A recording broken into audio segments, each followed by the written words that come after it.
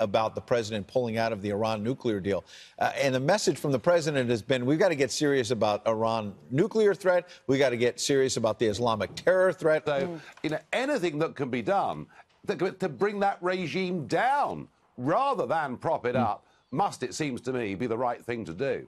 Nigel, inside France, though, you've got over 200 deaths at the hands of ISIS since 2015. What's happening there? Do they have their hands around this at all? Well, look, this particular attack was conducted by somebody who came to France as a child refugee. So, the first thing you have to say is, whilst we want to be compassionate human beings, we have to be careful about who we grant refugee status to, who we let into our countries. But the second point, and here's the really important thing, is he was already on a suspect list. He was on a list of somebody who was a potential danger to the French state. And here's the problem.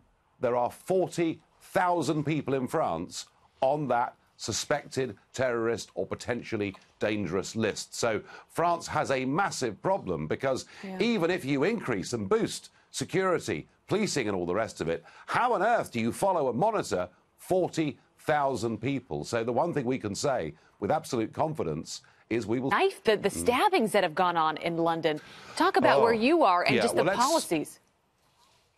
Let's draw a distinction here, between terrorism and the knife attacks. Now, London crime itself, what we've seen is a 44% increase year on year in the murder rate going on in this capital. It's mostly knife crime. It's mostly associated with gangs.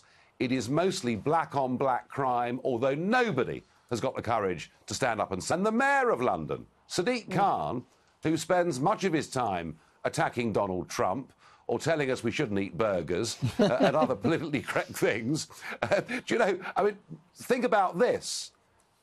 Over 60 people killed in this capital already this year, and the mayor of London has not visited a single one of the crime scenes and has not spoken to any of the families. And I think, frankly, what we've got to do here with crime in London is the police have got to get tougher and the mayor needs to rethink his priorities. Yeah, look at this tweet from the mayor. To your point, childhood obesity, a problem in London, problem in the United States.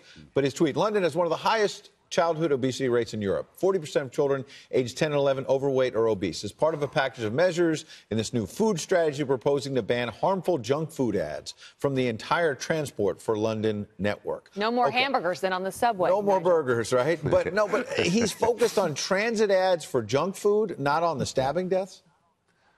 Yeah, I think that's right. And I think it is about priorities. And as I say, he's also busy criticising Donald Trump and saying he's not welcome in London and all the rest of it. But he's not gripped it. And again, you see, one of the problems that we've had with Islamic terrorism is that we've actually been frightened of dealing with problems within these communities.